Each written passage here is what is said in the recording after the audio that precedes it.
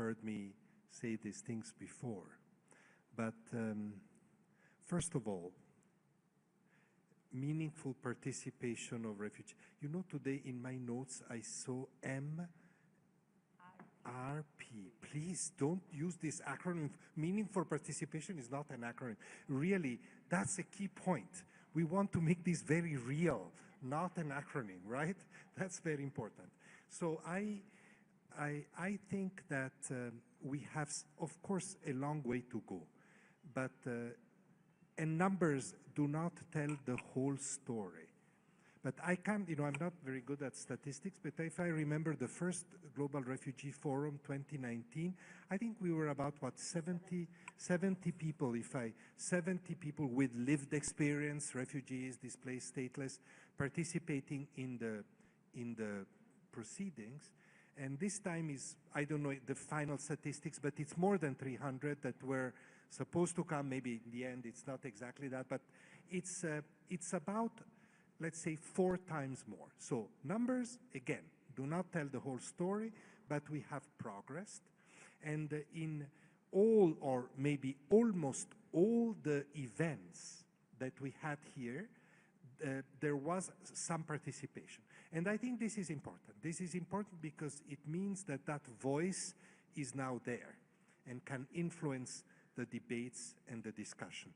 This is the point I wanted to make. I think we need to go further than that, but I think it is a good trajectory. But, and forgive me if I raise a point that I think I even raised at the last Global Refugee Forum at the same meeting, remember, the meaningful participation means that it has to be at all levels. Not just here, which is a great forum for discussion, for advocacy, for new ideas, so very important, but at all levels, all the way to where it matters most, in my opinion, which is at the field level. This is really where it matters. I visit all the time, I have visited all the time refugee situations, and it's very uneven. It's not even. In some places it happens, in some places it's a bit tokenistic. Yeah, let's have a refugee and ask him or her what we should do. And in some places it doesn't happen at all. And this is also sometimes our fault. You know, we, the organizations, are not doing this yet. I think it has improved a lot in the last few years, but it's not yet there. And the final point I want to make is about, like you, Mehdi, you are, Mehdi, right? Mehdi, you are part of the German delegation, and I know that some delegation, Canada and others, have a person with lived experience as part of it. I hope that this practice becomes broader. And sorry, I don't mean to be provocative here, but it would be great, you know, here in our UNHCR world, the refugee world, we have donor countries and host countries, right? Would be great that some refugees would be in host countries delegation as well. I said it the other night at the RC event, and I think it's very important because this is really where it is the most important, at the field level, represented also in the host country. I know it's complicated, very political in some places. Let's call a spade, but I'm sure that there will be some host countries hopefully reflecting on it going forward.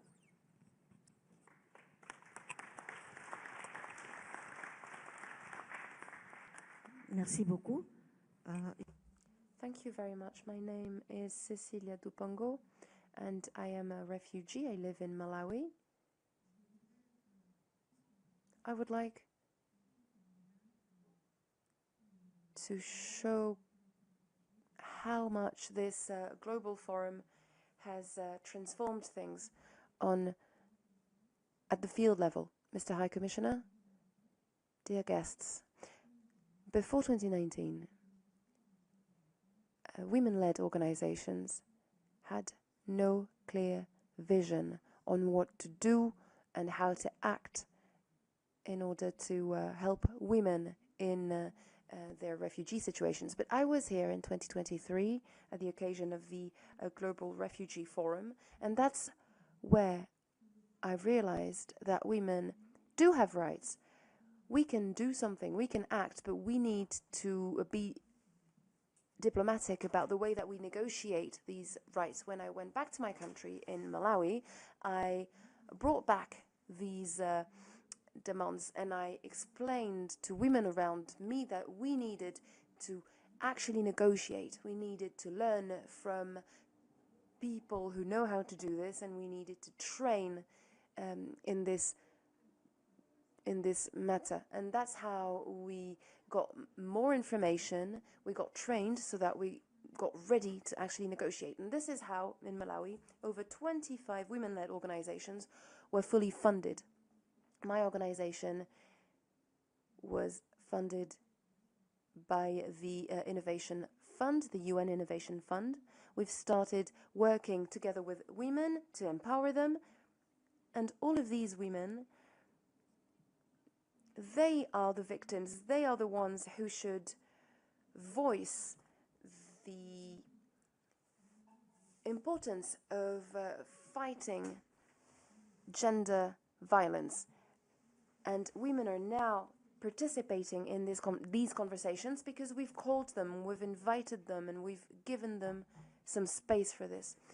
Mr. High Commissioner, I'd like to let you know that in Malawi, women know their rights. Over 80% of women are informed of their rights. Men and boys who are the ones who commit crimes, they also are now aware of what gender-based violence means and how to protect women from these violences. I believe that the Global Refugee Forum is a great opportunity to share knowledge and information, and this is not only done by us or organizations, this is also your work, Mr. High Commissioner, your work for over 10 years, and thanks to this dedication, we get great results. Thank you very much. Krista?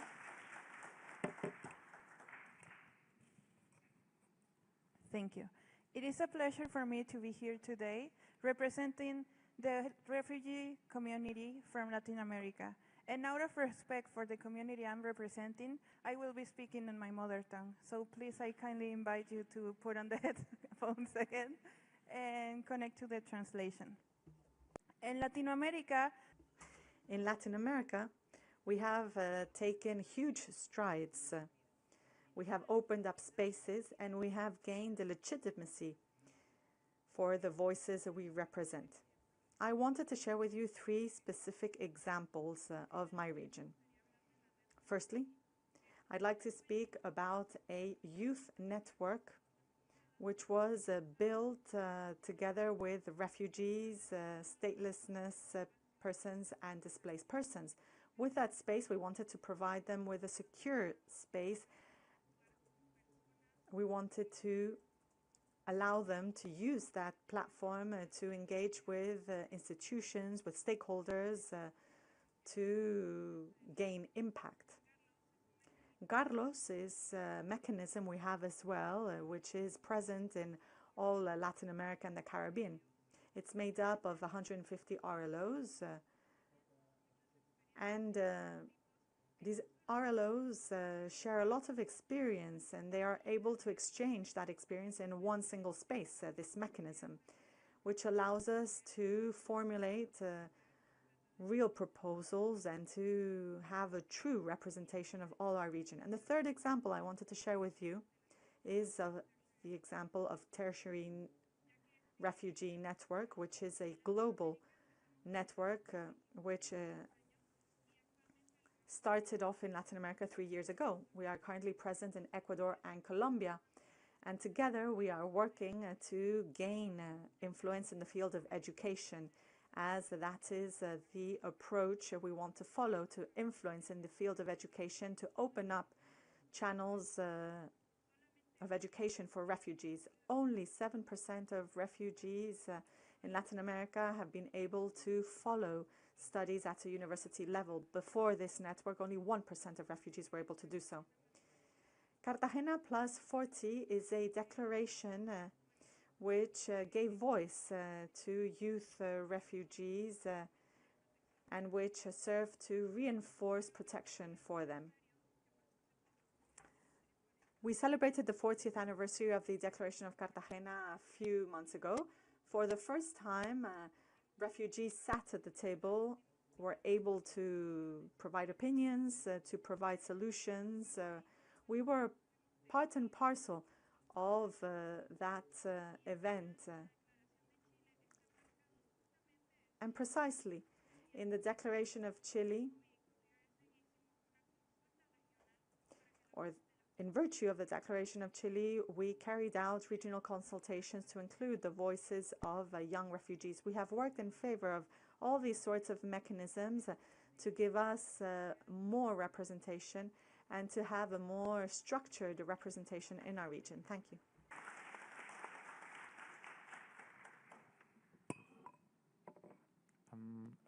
Marhaba. Good afternoon. For me to be sitting on this plenary next to you, Mr. High Commissioner, and the great speakers and moderator. I'll share some reflection from the experience that we have made in Germany. Since the last GRF, so many significant changes happened in this world, and these had immense impact on refugees, displaced people, the staff and the system who is supporting them. I would like to take a moment to focus on the beams of sunshine that made it through this cloudy environment. So by that, I would like to speak about what happened in Germany. In GRF 2023, Germany made a pledge on increasing refugee participation. That was followed with a lot of preparations and led to the establishment of the Refugee Advisory Board in October 2024. We started as a group of 6 members who have different expertise coming from different regional places in the world who are based in Germany.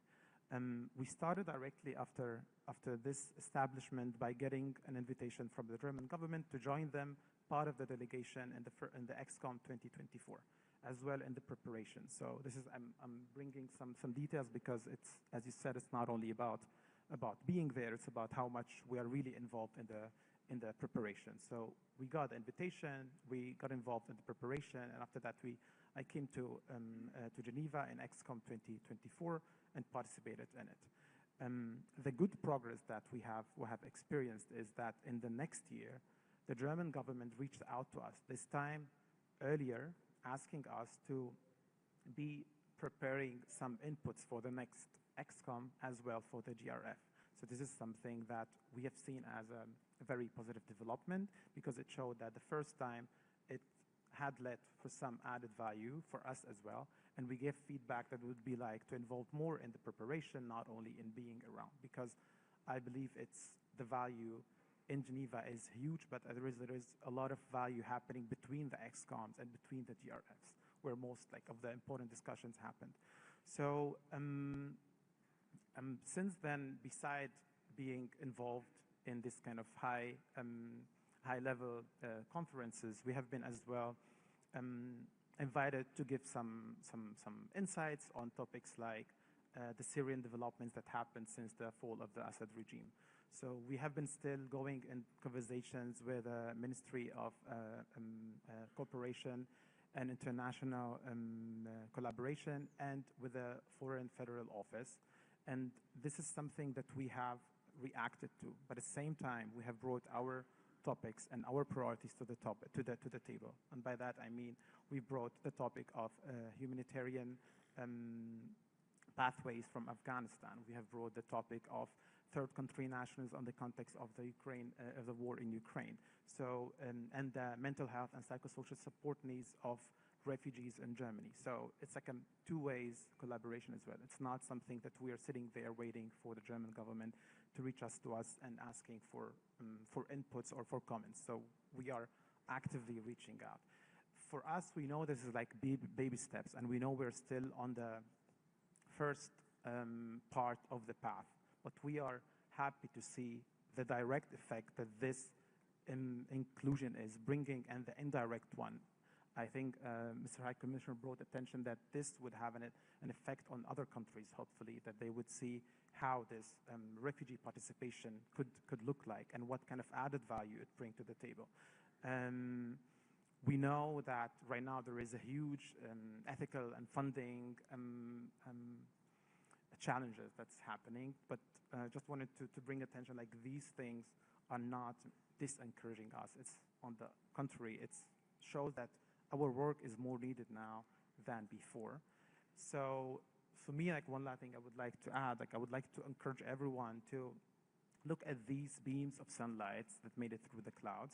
We have heard a few of them yesterday in the Nansen Awards, and I think there are many of them that didn't make it yesterday to the Nansen Awards. So please, whenever you feel that there is, like the pressure is so immense, try to search for these lights and think about them. Yeah, and thank you so much. Thank you. Thank you. Thank you so much for your contributions. And to just make a few reflections from your contributions, what stands out is that the host countries, and not only the host countries, but the countries that we come from, have a role to play in issues of refugees. And in my last engagement with IGAD, I was telling my country people that if South Sudan is peaceful for other refugees from other countries, why is it not peaceful for South Sudanese? If it's peaceful for Sudan, why is it not for us? And that's the question to all the host countries and to the countries of origin that refugees come from.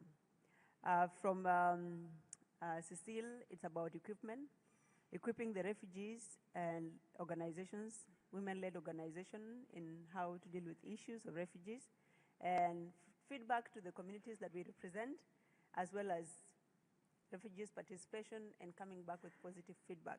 So my next question, and you have to be mindful of time, 3 minutes each, is that looking ahead as meaningful refugee participation ambassadors in your respective roles, what needs to happen next to ensure continued and strengthened participation, contribution to more impactful responses? And I'll start with Majdi. Thank you. Thank you so much. I'll keep it short. I hope that we got over the stage to talk about why participation is important and why it's something essential for these discussions. I'll go to share some insights from the experience that we've made in Germany and we're still developing. I think one of the most important things that I would bring attention to is the institutionalization of the process.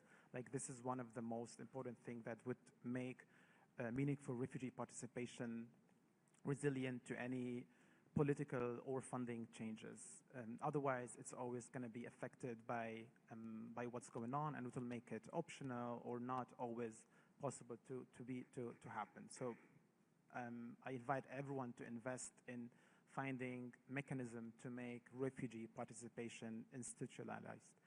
The other thing that I would like to bring attention to is to think about refugee participation as a long-term partnership. It's not something that you can build within a few days or within a few months, and it's not something that you want to have for a few months or like for 1 year. It's something that goes over years, and especially if we're talking about building trust between governmental and non-governmental bodies, and in this case would be most of the time there is the refugee representative, and on the other side there is the governmental bodies. And I think, as you all know here, these kind of relationships need a lot of trust, need a lot of time to build a strong basis that will serve later as an establishment for this partnership. One more thing I would like to bring attention to, and I think you've mentioned it already in the beginning, which is about that it's great to see the participation happening in Geneva. And I think it's super important that participation is also happening on different places and in different formats. And by this, I mean in hosting countries, in countries of origin, on the transit, like participation could have different formats. And I think what we experience here is a great example, but it's still one of the different and several sorts of participation. There is one more thing I would like to speak about, which is think about participation as a way to answer many of the questions that we are having right now. All the talks we have about efficiency and effectiveness and localization and self-reliance. For me personally, I see that part of the answer is always related to meaningful refugee participation. So it's something that that I think would be logical to think about these two topics as a one. And I'll finish here because I'm seeing some looks at me. Thank you so much.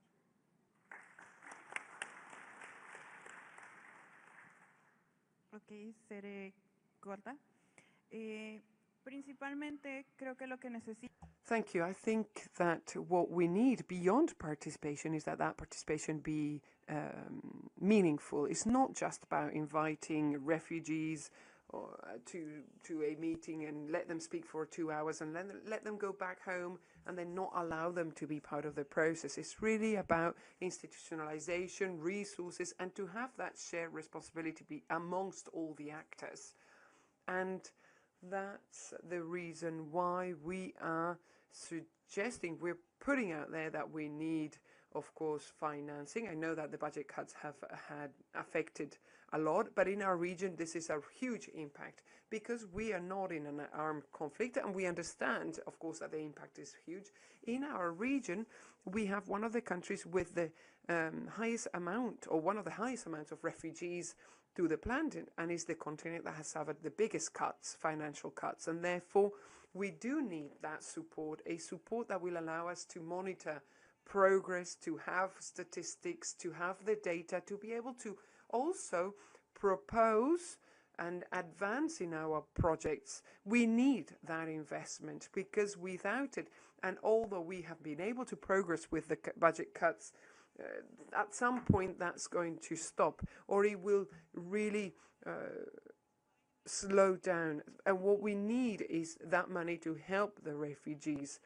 We might even come to the point where that nationality no longer needs to be a refugee, but in the meantime, we need to be able to support those people to be able to have a meaningful impact on those communities. And another thing is to make sure that doors do open to different spaces, to different mechanisms, that we open doors to NGOs, to work with governments, with agencies, to make sure that everybody works together to bring that support, and that the support is not coming only for one day, one event, 1 week, but that we truly have a good participation that has a real impact, that we don't just use it to speak nicely, to say nice words, no, so that we can really allow for that contribution. It's not just for this subject. The people who really will know how to solve things are the people who are going through those experiences. They are the ones who really want to find a solution. They are the ones who really want to contribute. And therefore, what we are doing is to calling upon everyone to come and join us, and not just as a region or a community, as a world, because the world needs that unification, needs that union for everybody. Thank you. Ms. Cecile?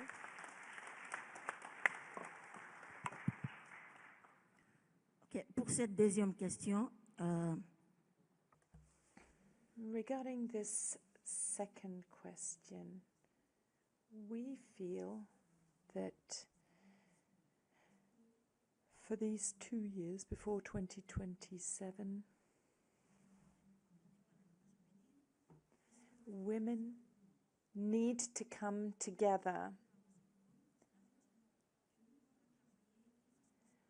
We can't work separately in isolation. We have to join forces. We created a network, African Women Refugee Network, ARNET, that is aimed at bringing together all the organizations led by female refugees, women IDPs, and those who don't have a voice. So ARNET has worked for the last 2 years, and we will be giving a louder voice to those organizations that I've just mentioned. We're going to train them and strengthen their capacities, build their capacities so that they can take part in the discussions and be seated at the decision-making table. They need to be able to take part. With this network, we want to be present everywhere. We don't only want to be in contact with international organizations. We need to be in touch with banks, with all the entities of the private sector. We want to be everywhere, getting the funds, working hard on multi-stakeholder pledges, on the rights of the women. And this network exists and is there to carry the voices of all women. Even if you feel that they're not capable of doing so, we will be working. We will do everything that's needed for those voices to be heard. And before ending, the women sent me to see the Commissioner to tell him that we have a small gift for him. He's worked really hard for 10 years and we can't let him leave without our little gift.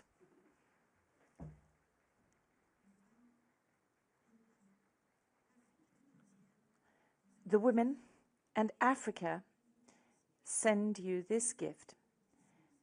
And we and they would like you to wear this symbol, similar to mine, so that we can stand up and support those who have funds. You're here. Those who have ideas, you're here. Those who have major programs for women, you're here too, because we need to help those women, refugees, IDPs, and migrants. Thank you. Merci beaucoup. Qu'est-ce que je peux dire après? Thank you so much. What can I say after this beautiful gift's been given me? I can only encourage you and all the women who work on this cause, whatever their role and at all levels. I'm delighted that we've been able to help you, but I'm sure that more can be done and we can do more together. To respond very briefly to your important question, a bit I already said, but I want to add a few things. First of all, I think we all agree on this panel and in general in this room, I'm sure, that meaningful participation means being, as Cécile just said, being at the table. That's the key issue. And being at the table means not only being in the nice discussions, but being, as much as possible, it's very complex, to be part of the key decisions.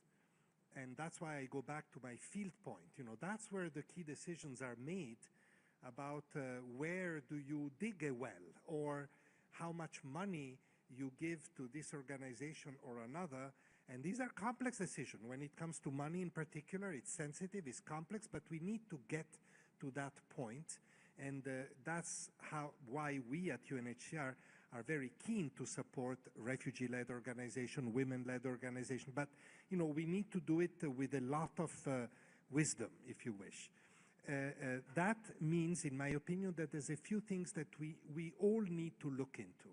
And this is maybe an agenda for the future. One is the issue of representation. This, for me, has always been a key issue since I started working many decades ago. Who represents whom? You know, and I think it's important because, of course, we're not talking here about perfect democracies, but we need to make sure that those at the table represent a maximum number of people who will then benefit or use or, you know, will have the impact of those decisions. And that is not easy. I've been in many refugee situations. That's not easy in general in the world, but also in the sphere of displacement when population are moving, often very politicized. I think it would be good to reflect on representation. I'm sure a lot has already been thought through, but more of that. The second, and I said this the other day at the RC event, but let me say it again, language. You know, but I know that, and I'm listening to you and I'm very encouraged to hear that you're not speaking our language, meaning the bureaucratic language of the organizations, of the diplomacy. That has its own meaning and importance. I'm not dismissing it. But what, if there is a discussion on self-reliance, we need to understand what it means, self-reliance for people. We need the person to stand up and say, for me, self-reliance is this, that, and that. And that's what you need to work. Concrete, practical, no acronym, no formulas. That's what we need to really evolve in that direction. And the third one, and it's a bit related to the others, and my concluding point is, the first day before the first day on Sunday, I went to the session, so-called training session for those with lived experience that participated here. And I said, you have a difficult task, maybe like all of us, but you in particular, because you have, on the one hand, you have to be politically savvy. These meetings are very political. So you have to be aware of the politics and be smart in the way you navigate through that. But then you have to be very direct, and in a way, I'm asking you, be diplomatic and also not be diplomatic. You have to be both. The faith-based organizations, especially the Christian ones, will recognize this, but many of you will know that there is biblical advice, which I often quote, that you have to be as wise as doves, like the peace birds, and as smart as snakes. You have to be both a dove and a snake in order to be effective. And I think that you, representing displaced communities, stateless communities, really, you are. I know many of you are. But use that double approach, because you will need both to be effective in pursuing, in furthering this such important issue as meaningful participation. Thank you very much. Thank you so much. And before I go to my last question, which will just be one sentence to wrap up your contribution to this panel, is that advocacy for all the refugees or representative of refugees is very expensive, because you have seen me sitting next to the High Commissioner, and when I go back to the refugee camp, to where I come from, they know that I have a direct access to him. So that if there's a problem happening, I can just take my phone and call him. 10 days. Yes. And in the next 2 days, 10 days is a lot, I'll find a solution to all our problems. And that's why, apart from the representation we make here, we also have to look at feedback. How do we tell the people we represent? And that has to come with facilitation, because as Monica, coming from Kenya as a refugee and other refugees here, we might be less than 10. But how do we get feedback to people we represent the same way to all the refugees here today? And it has to go beyond participation. It has to be facilitating me to give them feedback, like I've been saying. So my last question to all of you today in one sentence will be, in one sentence only, what can you personally pledge to do over the next 2 years leading to the Global Refugee Forum in 2027? And for me, it will be peace. Being an ambassador for peace, because peace is the first solution to displacement. And now to you, Ms. Cecile, what is this one sentence that you will say? Merci beaucoup. Thank you. I have one sentence. Let us stand up, support refugee women, support organizations created by women refugees if we want gender-based violence to end. Thank you.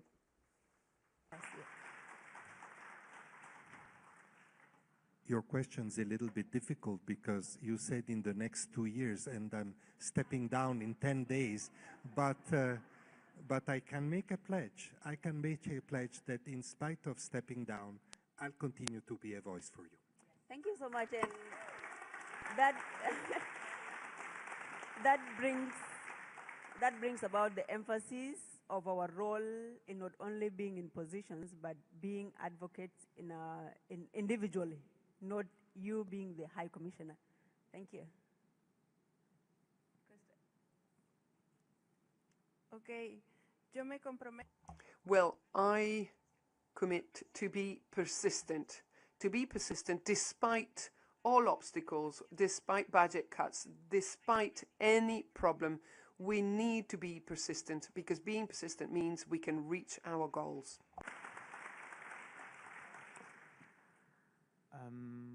Thank you for the question. For me, my pledge is built on an experience that I built on my personal and my work experience, which had brought me to learn what it means to lose control over one's life. So my pledge is keep supporting refugees, displaced and stateless people in regaining autonomy and gaining their self-reliance. This is what I will be working on for the next 2 years, and I'll be happy to reflect on it on the next GRF. Thank you so much. And thank you so much. And our call out, since you don't have the chance to contribute to this panel as the audience, we are calling you out to further the conversation as you go back to your respective countries and your respective homes. The peace begins with you, and every other change that we want to see is an individual choice. Thank you so much, and have a good evening.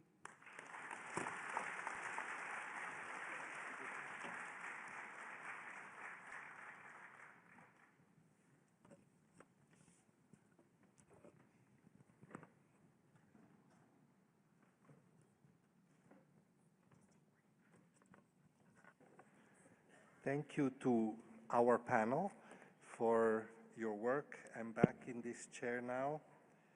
And 1 second. The next session, before we go to the actual closing, is a very important one. We will hear from a number of important partners that will offer some closing reflections.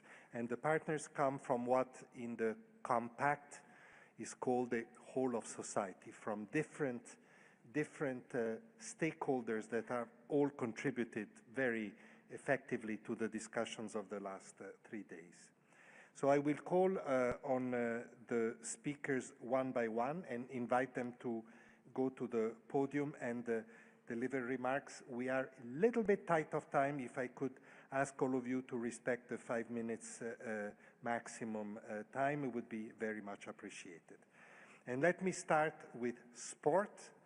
That has been such an important theme here and before, and ask my good friend Thomas Bach, Honorary President of the International Olympic Committee and Chair of the Olympic Refuge Foundation, to take the floor. Thomas, you have the floor.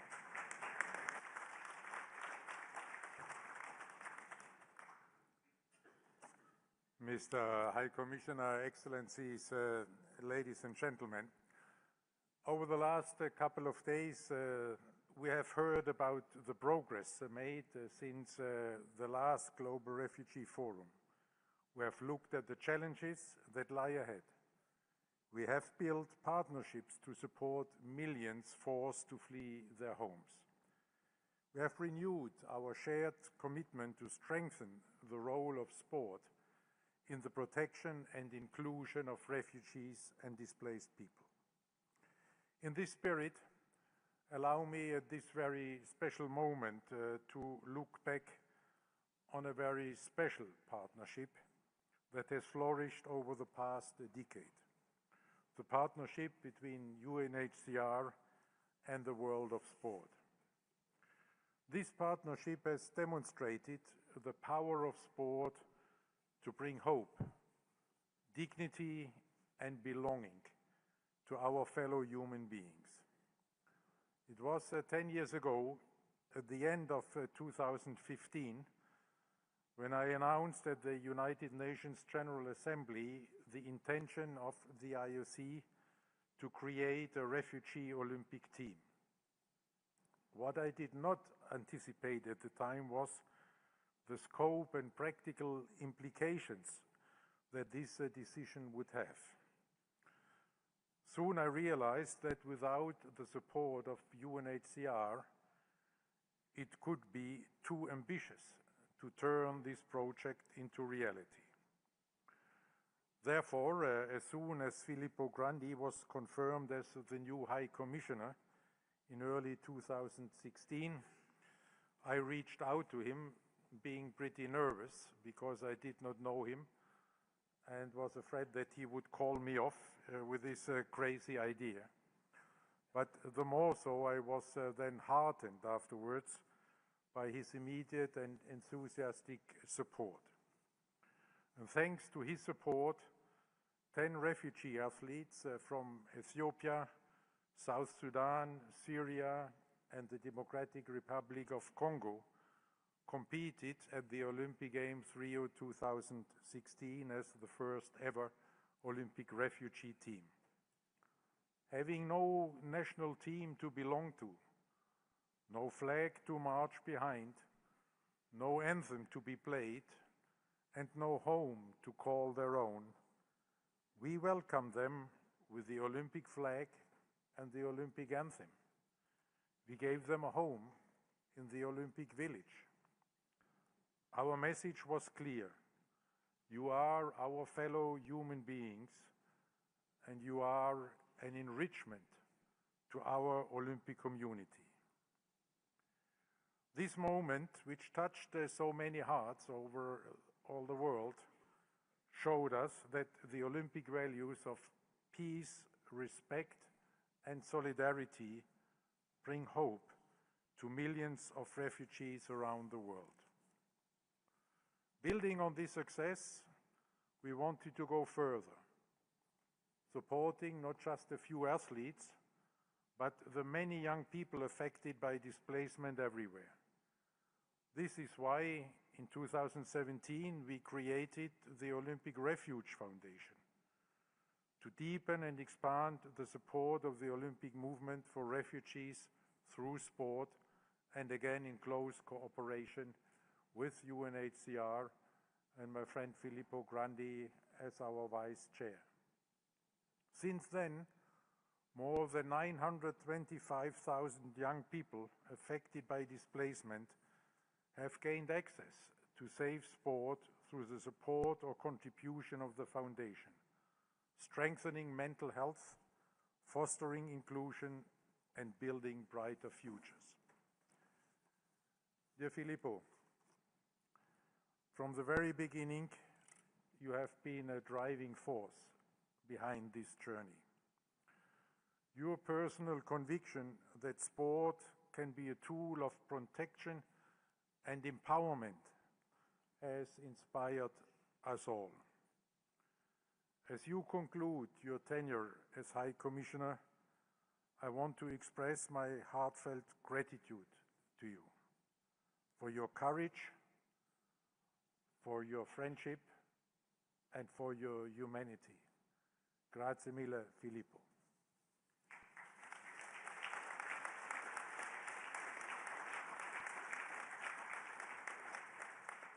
Today, we are also looking forward to continuing this strong cooperation with your successor as High Commissioner. Guided by our vision of a society where everyone belongs through sport, and in answer to the question what our pledge will be for the next 2 years until the next forum, we will widen our focus. We will strengthen our support for refugees around the world, and we will, on top of all the actions which we have started since 2017, take on new perspectives. And one example for this is the new partnership between our Olympic Refuge Foundation and the Mayors Migration Council. As announced earlier this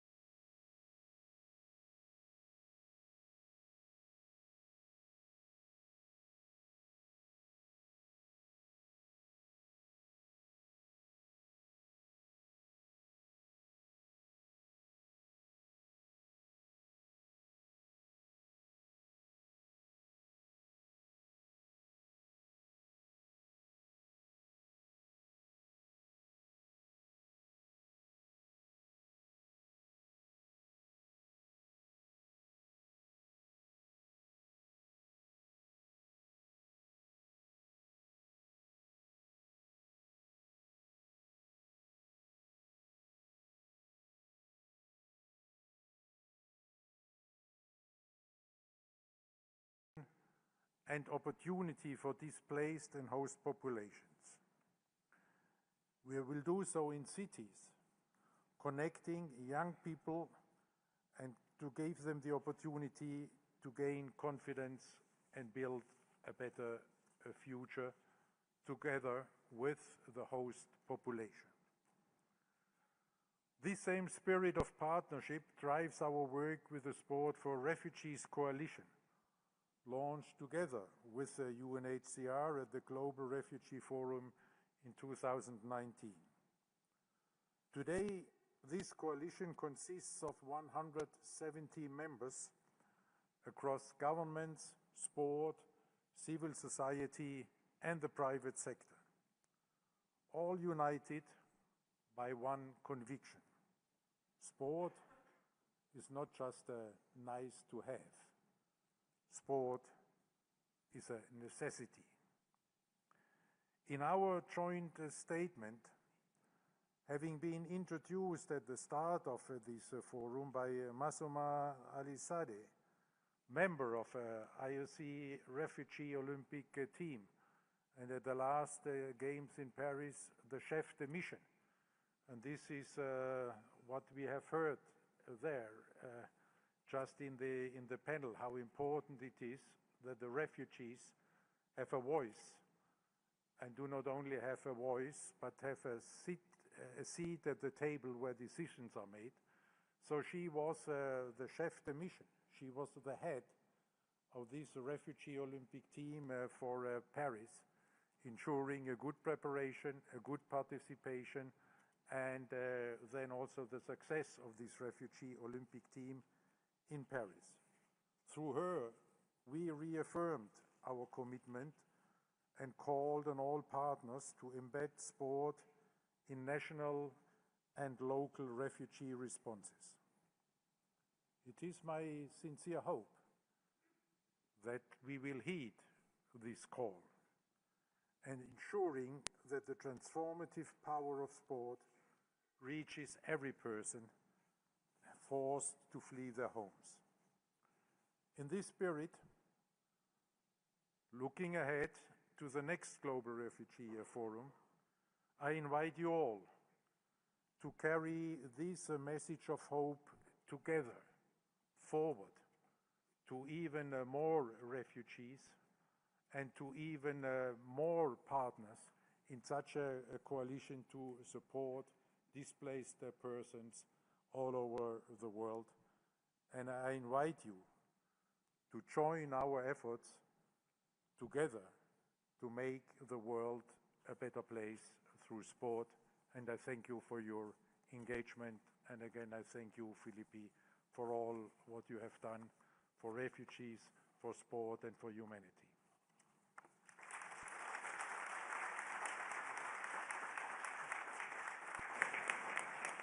I thank the Honorary President of the International Olympic Committee, Thomas Bach. Thank you, Thomas, for your very wise and kind words as well.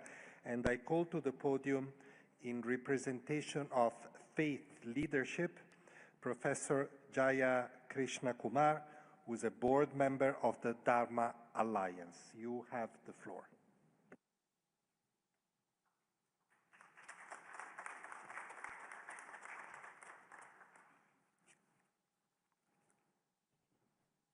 Namaste. Excellencies, High Commissioner Mr. Grandi, distinguished colleagues, and dear friends. It's a profound honor to address this plenary on behalf of Dharma Alliance. We do so with humility and gratitude, recognizing that this is the first time an alliance rooted in some of the world's most ancient living traditions, together representing more than 2 billion people, has been invited to speak in this forum. We thank the UNHCR for recognizing that refugee protection requires not only sound policies, but also moral grounding drawn from the world's civilizational wisdom. Dharma offers a lens that moves beyond the majority-minority binary, which often underlies forced displacement, and instead focuses on the principles that govern conflict and coexistence. We warmly acknowledge the UNHCR Multi-Religious Council as an ongoing initiative reflecting UNHCR's commitment to sustained engagement with faith and belief actors. Dharma Alliance is honored to contribute through the inclusion of one of our members on the Council and sees this as an opportunity for continued collaboration in service of displaced communities. Dharma Alliance is a global non-sectarian platform bringing together voices from dharmic and indigenous traditions to offer ethical perspectives on contemporary challenges. Our work is rooted not in theology, but in civilizational ethics, principles of responsibility, coexistence, human dignity, and interdependence that have guided societies for millennia. The dharmic traditions, Buddhist, Hindu, Jain, and Sikh, are among the world's oldest continuously lived ethical systems. Alongside them, indigenous worldviews emphasize relational responsibility to community, to the natural world, and to future generations. Together, these traditions remind us that displacement is not only a legal or humanitarian issue, it is a moral test of societies. Dharma refers to an enduring moral order and way of life grounded in duties and shared universal values. Here are some key values that are especially relevant for today's theme.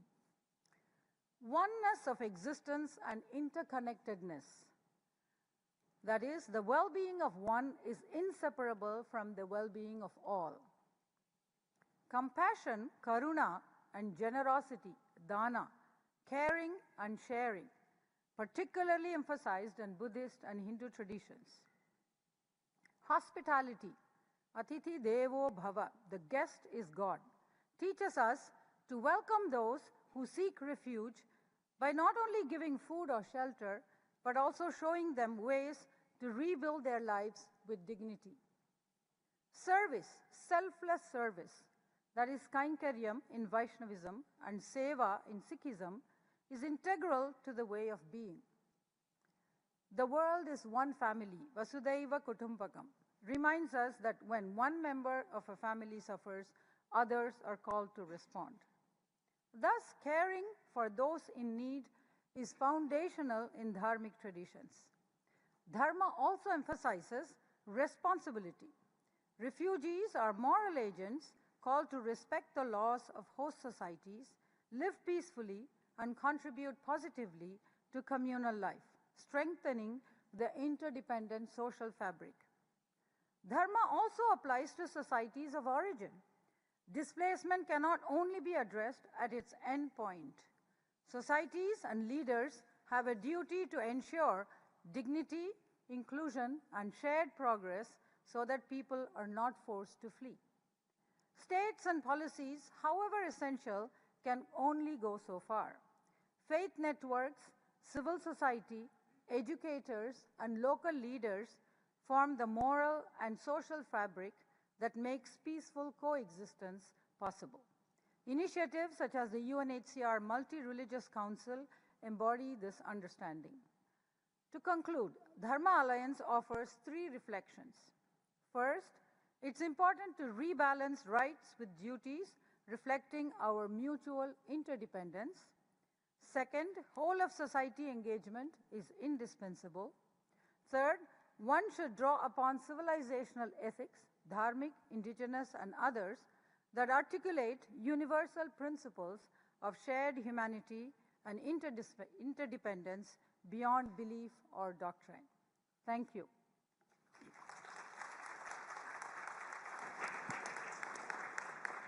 Thank you very much, Professor Krishna Kumar, for your important intervention. Now we'll turn to a very important development partners. Development partners have been so crucial in this process. And I'm very happy to give the floor to Felipe Munoz, who is the chief of the migration unit at the Inter-American Development Bank and a great friend of UNHCR. Felipe, you have the word. Thank you very much to UNHCR, to the High Commissioner, and the co-hosts and co-conveners for the organization of the GRF Progress Review. I would like to start by recognizing the extraordinary convening power of UNHCR.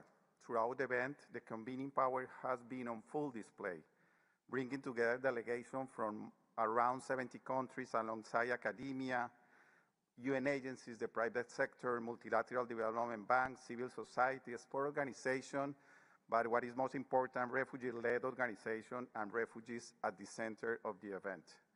Having participated in several global refugee forums over the years, we can see how the context is changing. The number of forcibly displaced people continue to rise. The number of returnees is growing. Official development assistance is diminished, and human mobility is reshaping labor markets and social protection systems, becoming a structural part of development in host countries. In this context, multilateral development banks as development actors are already supporting host countries and working with partners such as UNHCR, among others, to advance in sustainable and durable responses. In that regard, I would highlight three main contributions of the Inter-American Development Bank, especially critical in this new phase. First one, we will provide flexible funding throughout cross-cutting initiatives that address both immediate and long-term needs, including institutional strengthening. For example, the Board of Governors of the Inter-American Development Bank authorized the Migration Unit to use around 175 million in the last year to non-reimbursable resources from its grant facility to leverage investment loans in the countries of Latin America, but also we had investor resources from some generous donors. Second, we can generate and share knowledge on what works and what does not. From integration to financing and social cohesion, putting this lesson into practice is especially critical in a context of limited resources. The benefits for all the society of the refugee full integration need to be supported with evidence as an MDBs we call fill this gap in tandem with academia. And third, we can act as a bridge and a facilitator by generating policy dialogues, bringing together government, donors, civil, increasingly ensuring that refugees themselves are included in the conversation. We are very well positioned with the governments to have high-level dialogues to include this topic of integration in the development national agendas and in our own financial operations.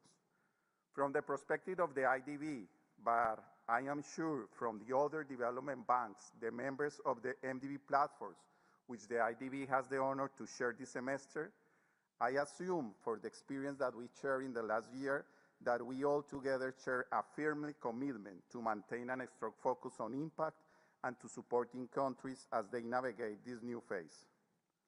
Finally, I would like to acknowledge and thank you, the leadership of the High Commissioner Grandi. His commitment has been critical in keeping displacement high on the global agenda and in fostering the kind of collective action that we can see throughout this GRF Progress Review, especially in Latin America and the Caribbean, where mixed displacement challenges are increasing and still need to be addressed. Let's move together to the 2027 GRF. Thank you. Gracias, Filippo. Many thanks to Felipe Munoz. One little point of order. We still have two such interventions, including a double act, plus we have the closing statement of the co-hosts and co-conveners, and then, if we may, the closing statements of the co-host and of myself, and we have only half an hour until we have interpretation. So if I can ask everybody to really try to be as tight as possible, it would be really appreciated. And then the next speaker is in representation of a very fundamental part of the whole of society approach, which is local government, and we will hear from Mr. Wilson Sanya, the mayor of Koboko in Uganda. You have the floor.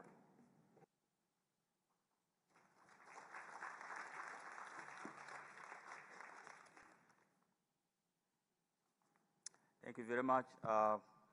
Thank you, High Commissioner, distinguished ladies and gentlemen. I would like to begin by introducing myself fully to give a background of what I'm about to give the reflection on. My name is Wilson Sanya, Mayor of Koboko Municipality. I am also one of the people who have lived experience of a refugee. I was a refugee in the Zaire, now DRC, refugee in the Sudan, now South Sudan. Today I come to Geneva to speak to you as a mayor of Koboko Municipality, a small municipality in Uganda that is hosting 25,000 self-settled refugees. And that is one of the challenges of my life where I have to make a decision between serving politics and serving humanity. And I want to be very clear here, it's been recorded that I decided to serve humanity as opposed to politics. And Koboko today is one of the most inclusive, integrated local governments you can think about in Uganda, probably even in Africa or in the world. But as I give my reflections, it's based on this background. Refugees are an opportunity. Refugees are an opportunity to themselves, also the host community. I am here as a lived example of that. Even when I come here, my background is good enough to inform you that I am an opportunity now influencing the policies, hosting refugees, trying to make sure that local governments think about inclusion and integration of refugees. And that for me is what's very important in my reflection. But as I go back now to give really my reflection of what I think to support the local governments in making sure that refugees have meaningful participation, refugees are on the table, just like the High Commissioner has said, is that it's based on this. Yesterday, during the city coalition session, we launched a report delivering results, local and regional government advocacy, advancing for UN migration and refugee impact. Now, the evidence are very clear. Local pledges consistently strengthen whole of society and whole of government approaches by bringing civil society, refugee-led organizations, communities in the decision-making process. Now, what do we want as mayors? And in this case, my reflection is going to be based on what we, the mayors, think. The mayors want to be actors as opposed to players. We want to be actors but not partners. Cities are not delivering arms of national or international policies. We are actors in the management of migration and displacement. Acting means being able to decide, plan, and invest for the long term. Allow me this time to especially thank these following donors who have helped us to make mayors active actors in the management of inclusion, especially in my city of Koboko Municipality. I want to thank the European Union, the Mayors Migration Council, the SDC, VNG International for supporting us with the data, JICA, UNHCR, ACAV, UN Habitat and World Bank in this. I would also like to thank the city and regional networks and partner organizations for backing us up. In this case, I am thinking about UCLG and IGAD. The second thing that we want is direct funding for the mayors, if we are to keep all these people on the table. I would like to specifically thank Cities Alliance through the Sustainable Urban Integration of Displaced and Affected Community Program for recognizing and placing mayors at the center of implementation, with substantive grants combined with training and technical assistance to build municipal capacity. Local solutions only work when resources reach the local level directly. With the right technical support, cities can also strengthen community-based organization, refugee-led organization, to make sure that the right people get the right solutions. This is how inclusion becomes operational, not theoretical. The third thing that we want is data. Data for us and data by us. Cities need reliable, disaggregated urban data on all residents, including self-reliant refugees. Data produced by cities for cities is essential for planning, accountability, advocacy, and investment. Without data, inclusion remains invisible. With the data, it becomes a policy. Number 4, we want cities to move from recipient to being active players. cities have a responsibility to mobilize on-source revenue and also develop bankable investment projects. International funding should not replace local efforts. It should enable and accelerate it. And the closing call is this: cities are ready. We have shown that when cities are trusted, financed, empowered, they deliver for refugees, for host communities, for the national and global agenda. The next phase must be about scaling what works, deepen direct support to cities, and ensuring that local leaders remain at the heart of global displacement response. Thank you very much. Thank you very much, Mayor Sanya, and I'm very sorry to put a little pressure, but we have a time management issue here. Now we have a double act as the last intervention from this group representing civil society. We will have Rose Nyomo Daniel, who is the Vice President of the Network of Women with Disabilities of Nigeria, and Jamie Munn, who is the Executive Director and CEO of the International Council of Voluntary Agencies, otherwise known as ICVA. So you both have the floor. Thank you.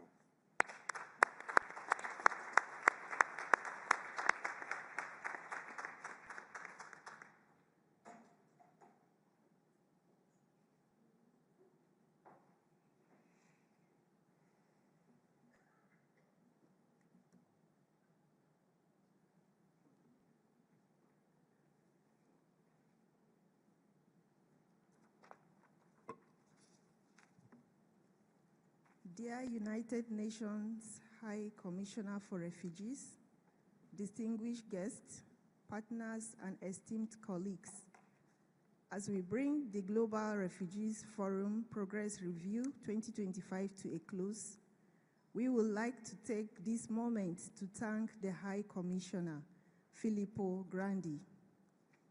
My name is Rose Nyomo Daniel, the Vice President of the Network of Women with Disabilities, a network of over 100 women-led organizations of persons with disabilities, including refugee-led ones, with a head office in Abuja, Nigeria, and members from across African countries.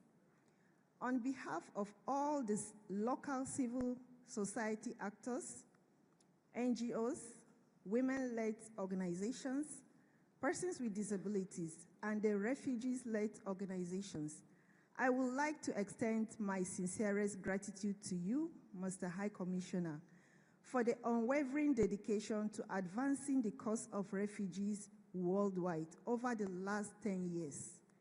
Your tireless efforts have been instrumental in shaping support provided to displaced and stateless persons around the globe. Over the past 10 years, it is your commitment to collaboration, partnership, and solidarity that has brought us this far. You have given hope and a more dignified future to millions of stateless and forcibly displaced persons, including those with disabilities, especially women and girls. We wish to express our deepest appreciation to UNHCR for their numerous humanitarian interventions. Your work is truly making a difference in the lives of those who need it the most. As we conclude this forum, we feel inspired to take concrete steps to implement pledges made under the Global Compact on Refugees towards creating a brighter future for refugees around the world. We will reconvene in 2027 stronger and more united than ever at the next Global Refugee Forum. Dear High Commissioner, dear Filippo, you have amplified the voices of refugees and people with disabilities, ensuring they are given opportunities to sit at the decision-making tables. As we say, nothing for us without us, And we truly hope that UNHCR continues your legacy to hear and value our voices when shaping policies that affect our lives. Together, we can make a difference in the lives of forcibly displaced and stateless persons and forge a more inclusive and compassionate world. Thank you.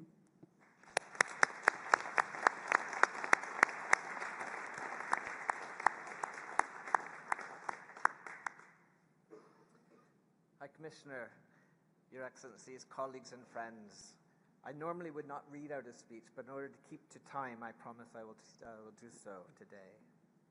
As we bring this progress review to a close, I want to offer a few reflections, not as a summary of what we've been speaking of for the last 3 days, but as a reminder of why this space and these partnerships matter. The Global Compact for Refugees was never meant to be a document that sits on a shelf. It was meant to be lived in policies, in partnerships, but most importantly, in the daily realities of refugees and host communities around this world. The discussions over the past 3 days have shown both how far we have come, but yet still how much further we have yet to go. From ICFA's perspective, representing nearly 200 NGOs, from refugee-led organizations, to women's-led national bodies, to national NGOs and international NGOs. One message has been consistent. Progress happens when partnerships are real, when power is shared, and when voices closest to displacement shape the decisions, not just inform them. That's why partnership between ICFA, our members, and UNHCR has been so important. It has allowed NGOs to move beyond consultation stage towards genuine dialogue and, at times, constructive challenges. High Commissioner Filippo, much of this space did not appear by accident. It exists because leadership matters. Throughout your tenure, you have consistently elevated the voices of NGOs, including those organizations that are led by refugees, forcibly displaced, and stateless people, not as an add-on, but as an essential pillar of effective and principled refugee positions and purposes. You have understood that coordination, accountability, and solutions are stronger when civil society is trusted, when they are listened to, and when they are allowed to lead. You have also reminded us, often in some very difficult moments, that protection is not abstract, that solidarity is a choice, and that dignity must remain at the center of our work, even when the politics becomes harder and the resources more constrained. On behalf of our network, I want to thank you for your leadership as High Commissioner and for your partnership with us as an institution and us as individuals, for the openness and candor and the respect that you have shown NGOs, not just here in representation halls in Geneva, but as you have traveled the globe. You have reminded us that multilateralism works best when it's grounded in humanity, and you are a true representation of that. So, as a small token of appreciation, I would like to present you with a gift from our network. It's a symbol of shared journeys, of strong partnerships, and the many stories that we have yet to continue to write together. So it's great, thank you.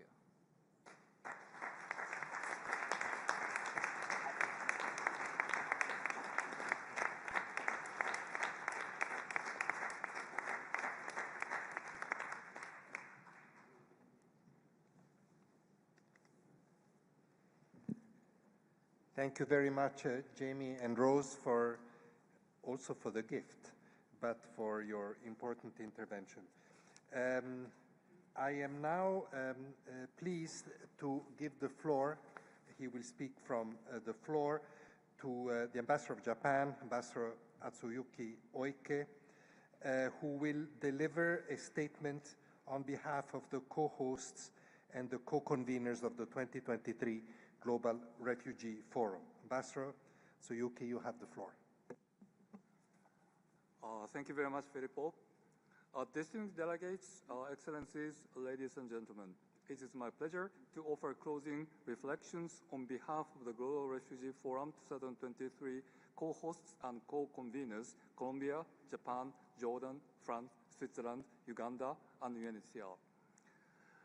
The discussions held during the GRF Progress Review have reaffirmed that the international community has both a responsibility and the capacity to act, and that the Global Compact on Refugees remains our collective framework for delivering protection, easing pressure on host countries, expanding access to resettlement and complementarity pathways, enhancing refugee self-reliance, and supporting conditions for safe and dignified return to countries of origin. Over 3 days of plenary discussions, spotlight sessions, and multiple side and linked events across Geneva and beyond, we have collectively taken stock of the progress where pledges are advancing, but also where a course correction is urgently needed, including through honest reflection on implementation gaps, financing constraints, and uneven responsibility sharing. We examined the realities of economic inclusion, education, protection, climate action, data and evidence, development financing, whole of the society partnerships, and the region support platforms, as well as cross-cutting discussions on humanitarian development and peace nexus, return and reintegration, complementarity pathways, and the role of cities and local actors. We heard directly from host and donor countries, development actors, local authorities, refugee-led organizations, and the private sector, all of whom reiterated their commitment to sustaining and strengthening this shared endeavor, often under conditions of increasing pressure and limited resources. The discussions demonstrated that meaningful change is possible, and we were very pleased to see well over 300 people with lived experience of displacement who contributed as speakers, experts, and strategic partners throughout the 3-day program and during 6-month preparatory process. Their participation underscored the central role of lived experience in shaping policy and practice. We heard concrete examples of national systems expanding to include refugees, of innovative financing mechanisms opening new pathways for development action, of renewed efforts to advance solutions, and of strengthened regional cooperation. We also welcome and commend the multiple actors and presented new pledges during the various pledging moments, including by states, civil society actors, and the private sector, and the refugees. At the same time, the deliberations made clear that deep challenges, including uneven, ever-growing resource gaps, are threatened to reverse the gains we have worked so hard to achieve. This GRF Progress Review has therefore been a sober but motivating reminder that ambition must be matched by action. As the GRF Progress Report draws to a close, we now shift firmly into preparations for the Global Refugee Forum 2027. The pledges made must translate into results. The insights generated over the past 3 days must guide renewed planning. Renewed planning, investment, and engagement. The past 3 days must guide renewed planning. Sorry, I got lost. I do it again on the sentence. The past 3 days must guide renewed planning, investment, and engagement. The past momentum built since the GRF 2023 must carry us forward with even greater ambition, purpose, and unity of effort, extending well beyond this room into the policies we shape, the partnerships we nurture, and the commitments we honor. Let us continue to uphold the promise of the Global Compact on Refugees with the same conviction exemplified by the High Commissioner. Excellencies, distinguished delegates, ladies and gentlemen, and of course, High Commissioner Filippo Grandi. At this Global Refugee Forum Progress Review meeting marks your final official meeting as High Commissioner. We wish to express our profound appreciation. Throughout your tenure, you have championed the Global Compact on Refugees with unwavering conviction, reminding the world that protection, dignity, and solidarity are not optional, but essential responsibilities of our shared humanity. You have been a powerful voice to the inspiring resilience of refugees and the unsparing hospitality of host countries. You have steered UNHCR with remarkable calm, clarity, and compassion through moments of global division, conflict, and financial crisis. And of course, your legacy is embedded into the evolution of the GRF process itself, helping shape a form of multilateralism that is practical, solution-oriented, and anchored in solidarity.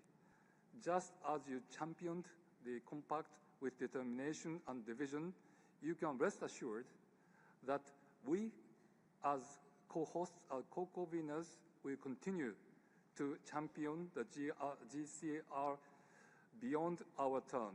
We also know that you will continue to be a tireless advocate for refugee self-reliance, resilience, and sustainable solutions, as you said earlier in the panel. Finally, we extend our sincere thanks to all delegations, partners, refugee representatives, and colleagues who have contributed their time, expertise, and commitment to this progress review. We wish you safe journeys onward, renew energy for the work ahead, and continue collaboration as we move together towards the Global Refugee Forum 2027.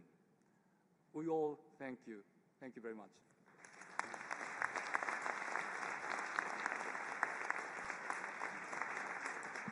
Thank you very much, Ambassador. Thank you, Atsuyuki, for this, for your statement. I want to, we are really running a bit late. I want to thank the interpreters for having agreed to stretch a bit their usual time, and I really personally appreciate that.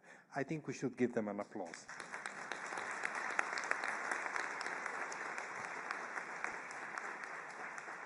But I promise we'll be as short as we can.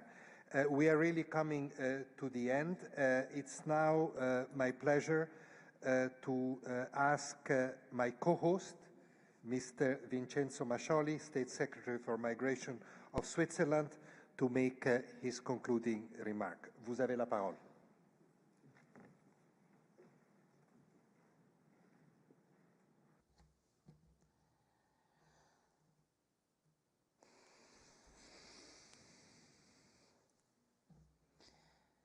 High Commissioner, dear Filippo, Excellencies, 3 days of discussions that are action-oriented lead us now to conclude this second Global Refugee Forum Progress Review. It is with great pleasure that I speak before you today on behalf of Switzerland, co-host of this conference. In 2018, the Global Compact set 4 fundamental objectives aimed at transforming the way we respond to the needs of refugees, to the challenges, clearly, but also to the opportunities that their arrival means. Today, these objectives remain as relevant as ever. They have become more urgent in the face of the many crises and the growing number of displaced or stateless people around the world. The first goal of the Compact places host countries at the center. Over the last few days, we've heard a variety of approaches offering concrete ways to strengthen their capacities. Let us continue this momentum. Let us share the solutions that work, the solutions that innovate and transform. For host countries to be able to offer dignified protection, we must strengthen our asylum systems. This is how we'll ensure the necessary capacities to support those who depend on them. And let us never forget that these people are at the very heart of our joint commitment. Another fundamental priority of the Compact is promoting refugees' autonomy. Over the last few days, we have seen that there is a will to go further in integrating refugees into labour markets, social systems and education systems. Integration is not just a support measure, it is the very foundation on which a person who's fled their country can rebuild their life, regain their dignity and fully contribute to their host society. I am particularly pleased with the progress made in Switzerland in the field of integration. In Switzerland, we are convinced that integration should not be in the capital, but in the communes, the villages, the cantons, the regions, and that's why I'm so happy that a representative of a Swiss canton is part of our delegation. The field of integration is also linked to the participation of refugees. I'm delighted to note that the Swiss delegation, like many others here, includes refugees, and that Switzerland is committed to enabling more than 100 other refugees to take part. I therefore particularly welcome the contributions that refugees have made to the discussions at this conference, and I thank them for their commitment. Their participation is enriching, but it is also indispensable. The implementation of the third objective of the Compact, dedicated to access to complementary pathways, takes us to the heart of an essential tool to reach the most vulnerable. Resettlement has long been a key pillar of this commitment, and yet, over the last few years, many states, including Switzerland, have had to temporarily suspend admissions due to the exceptional pressure on their asylum systems. I'm therefore delighted that Switzerland has been able to reactivate its resettlement program this year. Lastly, the Compact commits us to creating conditions in the countries of origin that allow for safe, dignified and sustainable returns. And yet, successful resettlement depends, above all, on the conditions in those countries. This is why a multidisciplinary approach and close cooperation between all actors, including civil society, remains absolutely vital in order to move forward. The challenges are great, promoting equal opportunities for women and girls, effectively coordinating humanitarian assistance, development cooperation, peace promotion and migration policies, but also environmental protection and climate action. Ladies and gentlemen, as this year draws to a close, we find ourselves at a turning point. The success of this conference must not obscure the fact that the multilateral system has just gone through one of the most serious crises in its recent history. The last few months have clearly shown us that we can no longer continue as we did before. The role of international players must be rethought. This means strengthening the division of responsibilities within the United Nations. This requires measures that are ambitious as well as ambitious reforms, and these reforms need to be part of a more comprehensive approach, such as the one currently underway with UNHCR and the Humanitarian Reset. As a member state and host country, Switzerland supports these reform processes. At the same time, we must ensure that measures presented as short-term savings are not implemented without a comprehensive and cautious assessment of their impact. With International Geneva, we've created an ecosystem which, thanks to its density, contributes on a daily basis to the effectiveness of the entire multilateral system. We absolutely must avoid any fragmentation of the system which would only further weaken multilateral cooperation. And there's another turning point that awaits us with the departure of High Commissioner Filippo Grandi. Dear Filippo, I too would like to thank you very warmly for your commitment, your empathy, your optimism, your spirit, your enthusiasm, and the list goes on. I think I can speak for everyone in this room when I say that we will miss you a lot. And I have to admit, personally, that it is very difficult to imagine that you will no longer be at the head of the UNHCR. Thank you so much, Filippo.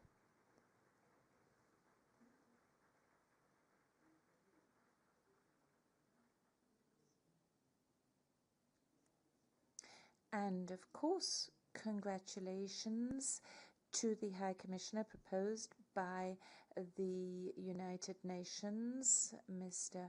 Mohammed Salih of Iraq. Please rest assured that Switzerland will be at your side. The 75th anniversary of this convention, which is fast approaching, is an ideal opportunity to reinvigorate our efforts and assist those who are forced to flee their countries. Thank you very much, and see you in 2 years' time at the next Global Refugee Forum. And once again, thank you so much, Filippo.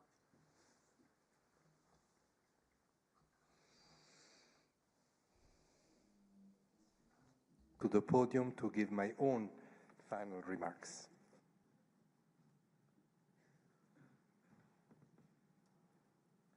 So we have come to the close. I promise also to the interpreters, whom I thank again.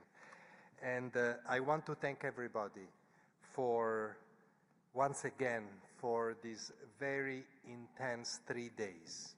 You know, this is now the 4th time we meet in the GRF, in the Global Refugee Forum format. 2 GRF, 2 Progress Review.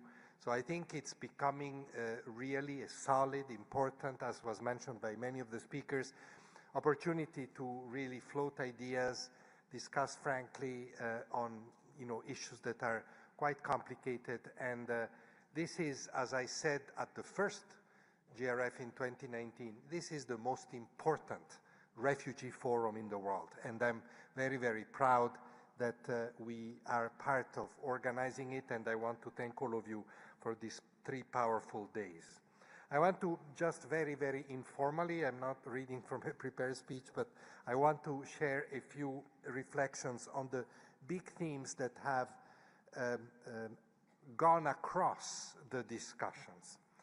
3 or 4 big themes. The first is really, and I'm very happy, I think it's the most important of all, it's I heard, and my colleagues heard loud and clear, a commitment to the international protection of refugees. This is the most important. And a commitment to the institution and right to seek asylum. I cannot think of a more important aspect of the discussions, because conflicts and human rights violations continue to be the driver of displacement, the main drivers of displacement. I must say that I was quite shocked to hear one delegation here today say that the Rohingya refugees fled because of poverty and the pull factor of resettlement. They fled because of violence perpetrated against them by the military. And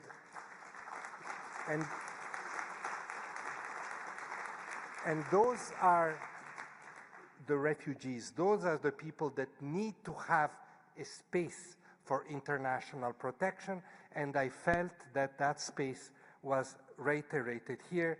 and we must be very, very clear about that.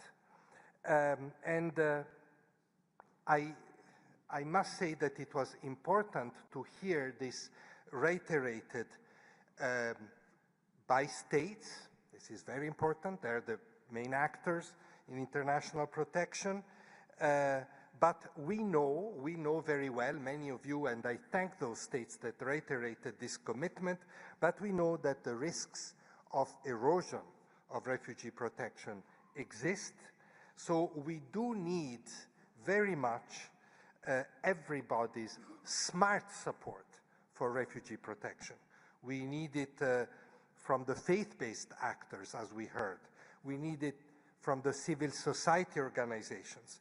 We need it from refugees, refugee-led organizations, former refugees, people with lived experience. From all angles, we have to build this active advocacy, and I heard this here, and I thank you for that. Because if the 1951 Convention is a state instrument, the institution of asylum belongs to everybody. And it is up to all of us to defend and to protect it together. And I insist that this action of protection needs to be smart, cannot be simply statements and reiteration of principles that we all agree with. It has to be smart, taking into account the extreme complexities of today's forced displacement and population movements. And this has been very much discussed also in the debate on asylum. I think we should not be afraid of innovative tools in dealing with forced displacement as long as we continue to defend the basic principles. I've said it many times, I've been asked by the journalists today, you know, the principles remain, the tools evolve. This is why we have the Global Compact on Refugees. Another big theme I want to spend a couple of minutes on is sustainability. This was a theme running across all discussions, not least because of the catastrophic financial situation that all the aid sector find itself in. So I think that we're all struggling, we're all, well, striving, not struggling, we're all striving to find ways to have sustainable responses, medium, longer-term responses to the crisis to the humanitarian crisis and the refugees displacement crisis that we have to face. And this, of course, this discussion here at the Progress Review was the continuation of a debate that has been going on for many years. And I want to thank the development actors. We heard from Felipe Munoz earlier about that. I want to thank the private sector that is increasingly playing an important role in sustainable responses. And like I said earlier at the side event on sustainable responses, it's really about national ownership of strategies to respond and international support to those same strategies. And this is, of course, not just at the national level. That's why it was so important to hear from the mayor, because a lot of this action has to be done at the local level. And this effort to have sustainable responses essentially founded on inclusion, these responses need to have refugees, refugee-led organizations at their center. I am very happy that the discourse on inclusion in services, inclusion in the economy of refugees, of displaced people, of returnees when they go back to their country, like in Syria today, that this theme of inclusion is becoming much more mainstream. If I have to think back to the 10 years during which I've been in this job and think of one main area of progress, is the progress on inclusion. That is not to say that we have won the battle. We haven't yet. The way to go is very long, but that's where we have really made, in these last 10 years, enormous strides, in particular after 2018 and the establishment of the compact. And in that spirit, and in the spirit of the compact, I want to mention a couple of things. You know, this pledging system that was created by the compact, and which, you know, sometimes are these pledges really implemented? Well, maybe not all, but it is an effective system.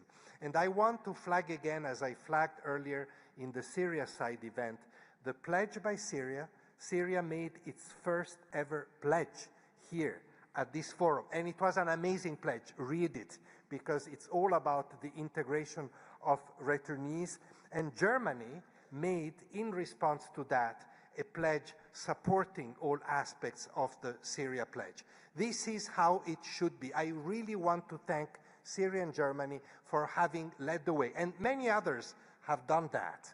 I'm not suggesting, but that one, in my opinion, was particularly symbolic of the current situation, because it encapsulates the spirit of the Global Refugee Forum and of the Global Compact on Refugees in terms of, you know, this much mentioned approach, responsibility sharing, burden sharing. So please carry on. This is really should be the main focus going forward towards the 2027 third GRF. The third theme that I wanted to flag, and this is, in my opinion, one of the main challenges in our world of international cooperation going forward. We must be smarter and more effective in addressing fragility.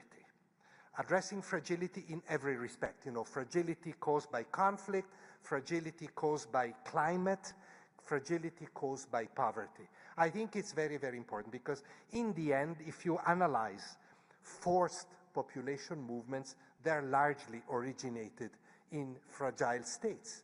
And I believe that to break those vicious cycles of population displacement and return, of drought and floods, of conflict and ceasefires, we have to break those cycles. Otherwise, we'll never get out of the current very deep crisis in which the aid sector is in. We really need to look more seriously at how to invest in responding to fragility. This is difficult because development, sorry, I'm not an expert, but I think I can say this after so many years, development is not designed to address fragility. Is designed largely to address more stable situations. That is also important. But if we don't address fragility, we will have more and more countries and regions sliding into fragility and less opportunities for real development. And this is really very important. You know, I'm thinking, of course, of countries in conflict, like Sudan. This is perhaps the most difficult category of fragility countries. I'm thinking, however, of countries that have emerged from conflict, but not completely, like South Sudan, like Somalia, like Burundi. And I'm thinking of countries that are maybe more advanced in the way of stability, like Syria, for example. All of them, however, still have fragility element that requires investment, and that investment, among many other things, will anchor people and will give stability and reduce forced displacement. There are, of course, many other highlights that I could flag, but there's too many and we don't have time. I am told by my colleagues that have counted, there are at least 30 new pledges, including, like in the case of Syria, some new pledgers. I want to thank the private sector. We have heard from the Qatar Charity, from Building Better Futures, from the Grundfos Foundation, from the Cartano Foundations, and I'm sure I'm forgetting many others, very important and very large financial pledges. We're very happy about that. And like I said the other night at an event for our private sector partners, what I'm really pleased about is that it's not just the philanthropic aspect, it's the partnership with the private sector in many important areas that is growing and is becoming mainstream. Of course, the funding challenges have been a theme running throughout these discussions. And many of you, and unfortunately this was necessary, reminded us of the terrible impact that this incredibly abrupt but very, very deep funding cuts have created, the hardship that they have created around the world. Nobody should tell us that those funding cuts have not caused loss of lives. They have already caused loss of lives, and I hope that all those who can address this with resources will reflect into the new year how we can turn around and, with everybody's efforts, efficiency on one side, generosity on the other, really address this important situation. I have to say something, and I heard this over and over again, and I can reconfirm this on behalf of our organization. It's been a very difficult year, especially from the financial point of view. And we did take this brutal and direct hit. And that hit, make no mistakes, was also meant to weaken us. It was not politically innocent. It was meant to weaken us. But we will not be weakened. We will not be weakened.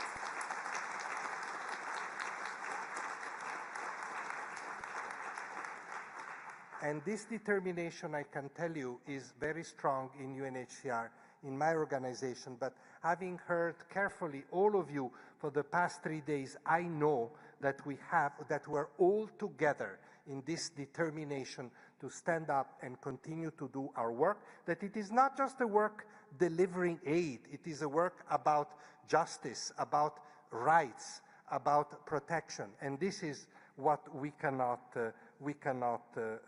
weaken. We saw it for those of you who were last night at the Nansen ceremony. I am so happy that the Nansen committee decided to award, I said it last night already, so bear with me, but to give the global award to a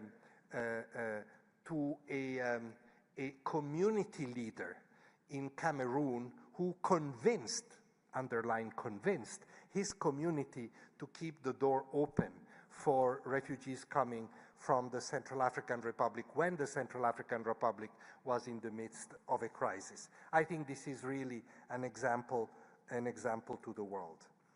And I will conclude with a few personal notes. I want, first of all, to thank all those, and there have been overwhelmingly many, that have addressed to me personally some kind words. Thank you very much. Allow me to share these words with all my colleagues at UNHCR, with our partners, and all the refugees and displaced and stateless people we work with. They deserve those words more than me. And I want to also, go back a little bit beyond the 10 years of UNHCR, the 42 years of my humanitarian engagement, and single out in particular my time at UNRWA.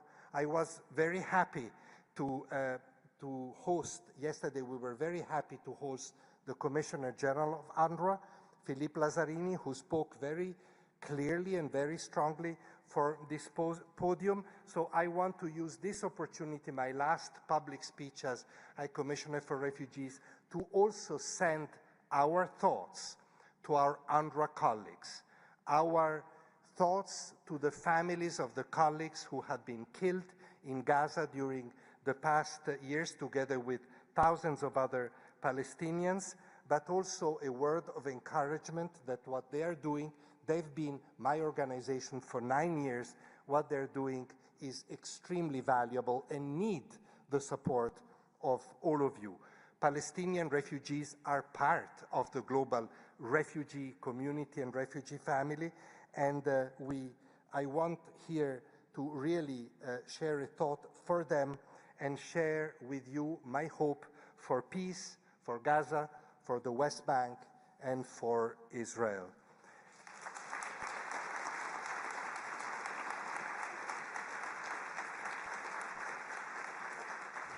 And let me also use this moment, these last few words, to remember all those among the refugees and displaced that have been most, like the Palestinians, most punished in a way by history. I have dedicated a good part of my career, not only to the Palestinians, but to the Afghan people, for example, or to the Kurds during the Gulf War, many other populations that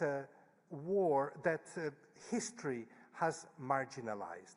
You know, it is also for these people, they and many others, the people that are left behind, that the UN was created. And for the sake of those people, the United Nations need to continue to be supported so that they have their dignified place among the world community and they don't become simply footnotes in history. Final words to a number of people very quickly.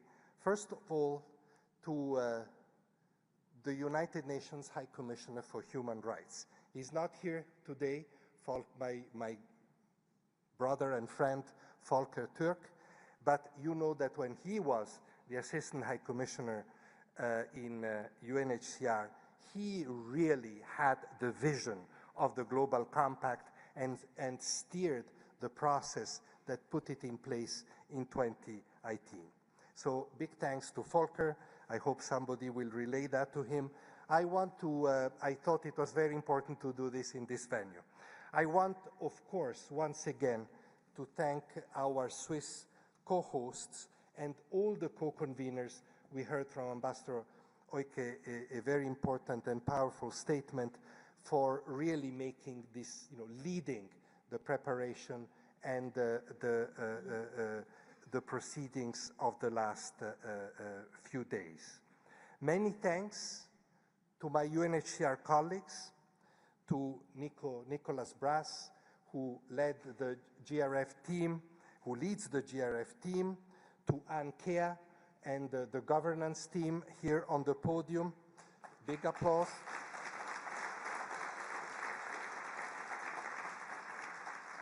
And all colleagues from UNHCR, from other agencies, from permanent missions, from other organizations who really supported in ways big and small, including the interpreters, the technicians, the CICG staff.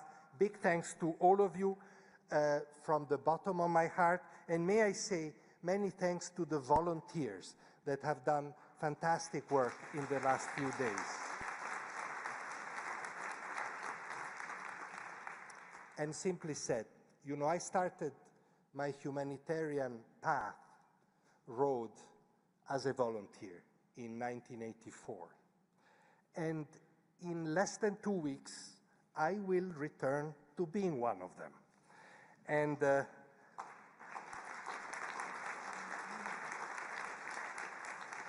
my message to the volunteers, but in fact to all of you, whatever you do, whoever you are, don't underestimate the power that you have to change things for the better and to make life more hopeful for millions together. Thank you very much.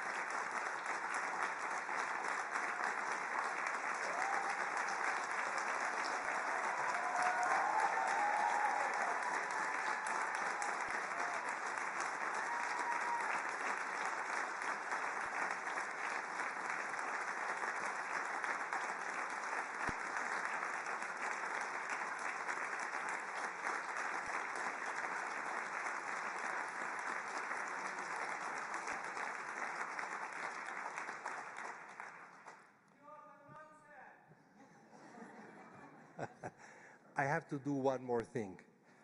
I declare the progress review of the Global Refugee Forum closed, and I wish you a good way to the 2027 Global Refugee Forum. Thank you.